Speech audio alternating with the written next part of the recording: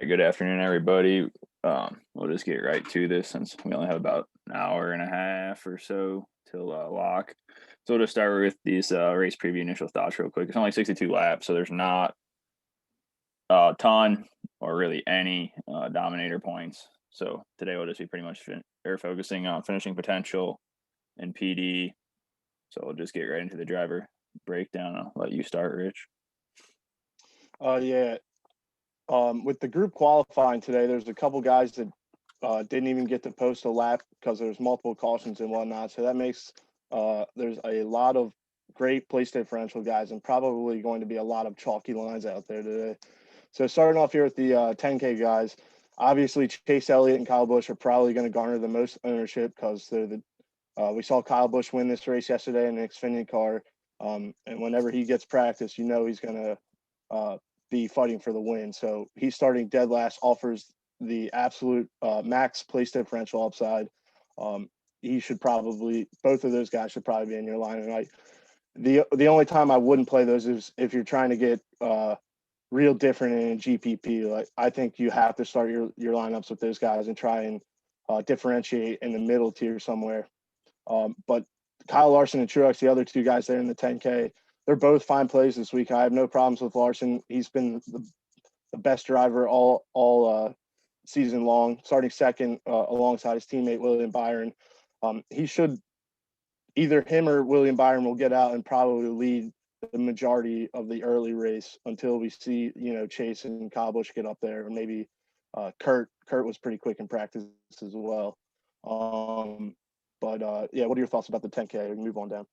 Yeah, I mean, I agree with you. I like Larson a lot this week. I think with those or Chase and Kyle garnishing all the ownership, I think Larson's probably going to come in a little under owned this week. So if you're running multiple lines, I definitely get a bunch of shares of him, and we could see him win this race again. Obviously, doesn't offer that PD that the other guys do, but if you can get him at 20% ownership and those guys are at 40 or 50, and he goes out, kills this race, I mean, he could make you a lot of money this week again. So we'll just move on down into this 9K range. I don't really love anybody in this range. It's kind of a weird range, especially if you're going to have Chase and Kyle or Larson. It's going to be really hard to get one of these 9K guys too. But if I had to, go with somebody in this, I like Allmendinger. He qualified really well.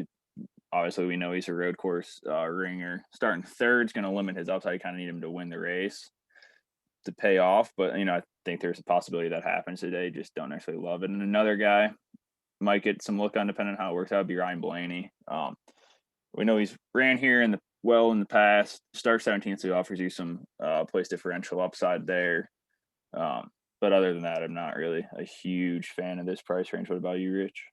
Yeah, the 9K price range is probably going to be either if you're playing both Chase and Truex, you might want to drop down to either this 9K or maybe a little bit lower into the 8K with Kurt Busch and Harvick. So it might be a little – these guys might come in on their own, especially Byron starting on the pole. I don't see many people playing him at all today. So if you want to take a stab in like a 20 max or in a large field GPP, he would be a solid play. And same with all the guys in this range. They're all great drivers, and they all have the ability to finish inside the top 10 or even win the race. It's just with this race being limited number of laps, we're kind of chasing the place differential and finishing potential. So some of these guys have great finishing potential, but they may be outscored by other guys who have a lot of place differential and decent finishing potential as well. But if we move on down here into the 8K, I mentioned Kurt Busch and Kevin Harvick. Kurt Busch was actually fastest in practice yesterday. He laid down one of the fastest laps. I think it was towards the end of one of his longer runs too. And then him starting 16th, he offers a fair amount of place differential, and he's got top 7, top 8 upside. And then Kevin Harvick starting 25th. This is an extremely cheap price for Kevin Harvick, and he'll probably be one of the most common pairings with Chase and Kyle because of all the place differential he offers as well. Those are probably the two top plays in this range, but I will touch on Austin Syndra. We know how good he is on road courses, and he ran really well at COTA earlier this year in the Cup race.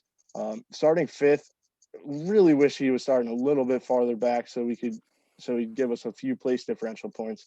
But if Chase or Kyle or some of the chalky place differential guys get into wrecks or get into problems coming up through the field, Austin Syndra could hang on to his track position and easily pay off the $8,300 and could potentially fight for a win today as well.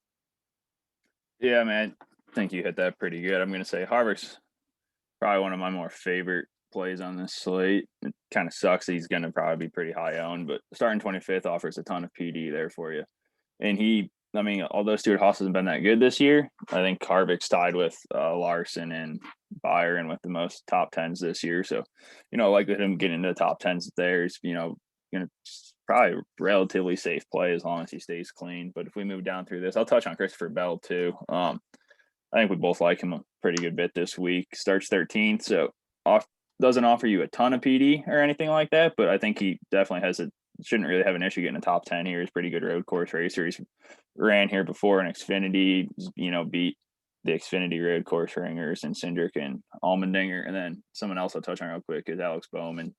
It's kind of probably going to be pretty low owned, but since he's been with Hendricks, he hasn't had worse than a 14th place finish on a road course. His last 5 races have been in the top 10. There's no reason you really shouldn't finish in top 10 today. It's just, necessarily hard to see him really competing for this, for the race today with some of the other guys we got on the field. So if we move down here into the 7K range, I think I will say there's 2 guys you just touched on, Bowman and Bell. I think they're going to come in lower owned just because they don't offer as much place differential. And that could be, a good area to just make one pivot in your line off of one of the chalkier plays. And, Kevin Harvick or Kurt Busch or, Austin Dillon or Briscoe, pivot off of one of those guys to one of these guys that's not necessarily going to give you as much place differential, but they have the track position and have a better chance of getting a better finishing position. Yep. So yeah, then if we move down here a little bit, I think this is where you're really going to start to make your gravy, like Rich said, with Bowman and Bell being at the bottom end of that 8K and then the 7K and even down into the 6K ranges where you're going to really be able to differentiate yourself a little bit and actually make a line that gives you the best chance of taking down or winning a bunch of money today. So we'll start with Mcdowell.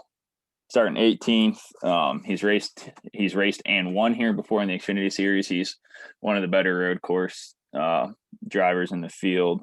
I think, it's $7,600. You're going to have to find value to get some of these other guys. I think he's one of your guys to do it. Came in pretty, might come with a little bit of ownership because everyone else is going to be searching for value too. And then, that's all I got in this 7K range. I don't know about you, Rich.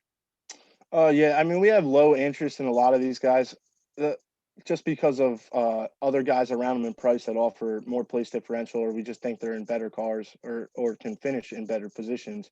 Like Matt DiBenedetto, he was all right in practice. He had a quick qualifying lap, but just starting 7th, it limits his upside a bit. So we're not really on him this week. Same thing with Buescher.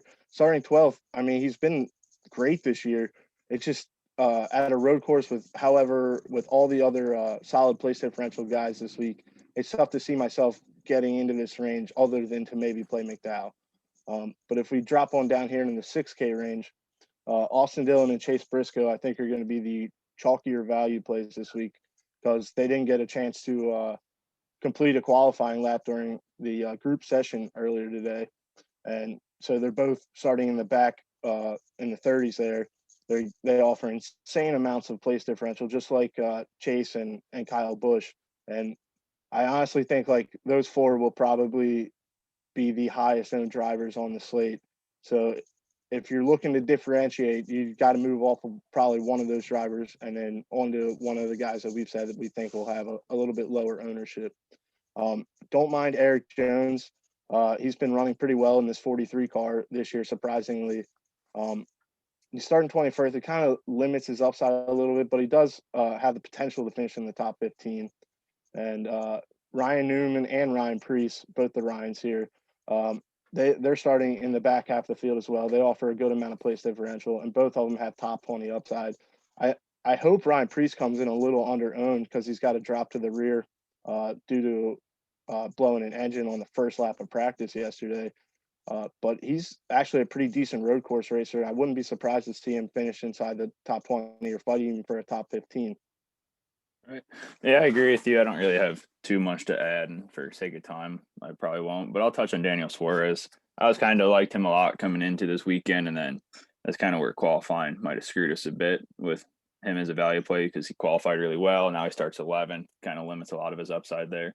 Again, like Rich was saying, you maybe in some of those multi lines or 20 maxes that he might be worth a look or two. He's real cheap. He's going to probably come in with almost no ownership starting where he does, and if he can finish in the top 10, it's all you really need him to do to pay off that price tag. You don't need a lot of PD out of him. You don't need any dominator points. You just need him to finish in the top 10, and he's going to pay off that $6,500 price tag, and you're going to have him at really low ownership, and that could be the difference between winning a bunch of money and no money. So we move down in here into this kind of below, so we'll just call it the below 6K range today. I think Ricky Stenhouse Jr. is probably the best play in this whole group. I believe he didn't get a qualifying lap in, which is why he starts so far back. He showed a little bit of speed in practice yesterday, nothing crazy. I think he was like 25th or 26th, but starting 38th, that offers him 12 positions of PD if he can even finish where he was practicing at. But I think with some of the other guys qualifying a little up, there's going to be probably some issues today with how narrow of a track it is. I think he's definitely has the potential to be top 20, maybe low 20s, 22, 23, something like that. And I think at $5,800 or $5,900 it'll pay off pretty good. And then another guy in this price range that I like but don't love because of how qualifying panned out with all those guys not running laps would be James Davidson. For all the road course races he's this season, he has finished in the 20s. So obviously he's kind of starting right around his ceiling might be able to get up. Same thing as Stenhouse there, low 20s. But he'd be another look at $5,200 that saves you some of that salary, so you can maybe try to move up into some of these other guys and that have a higher chance of winning or scoring more points. Yeah, I think below 6K, Ricky Stenhouse is the top play. I will say something about Bubba there at 6K. Not exactly sure what happened to him during qualifying, whether they blew the engine or had something go wrong with the transmission. But they are working feverishly right now to try and get that thing fixed up and ready to go for the race. So he's starting 36, so he's not really dropping far, but he will be dropping to the rear for unapproved adjustments. So we're a bit worried about that car, whether he's going to have more issues today or not. That's why we have him at the no interest. But if you're running a 20 max or whatever, he does offer a fair amount of place differential starting 36. He's been a top 25 car all year long. So I did want to touch on him, but the lowest we'd probably go this week is probably Stenhouse. I just don't really see myself going to Ty Dillon or James Davidson or Cody Ware or any of the punts this week. Much rather stay in the Stenhouse, Priest, Newman, Jones, Briscoe, Dillon area in the 6K range. I guess I'll touch on one more thing. Just with there being a lot of chalk this week, it might not be the worst idea to just leave a little salary on the table, try to avoid there's a little bit of duplicates that way. I wouldn't go something crazy and leave like $3,000 on the table like you would at like a plate track. But I don't think it'd be a horrible idea to maybe leave, $400 or $600 on the table today. I agree. But yeah, I think that's all we got for today. We'll just get this video up for you guys so you guys got as much time as possible. If you want to check out the spreadsheet and everything, go to @FastCarsFM on Twitter. We will be sending out a link to that very shortly. And have a happy 4th of July and enjoy the races, everybody. Yep. Have a good one, guys. Oh, shit.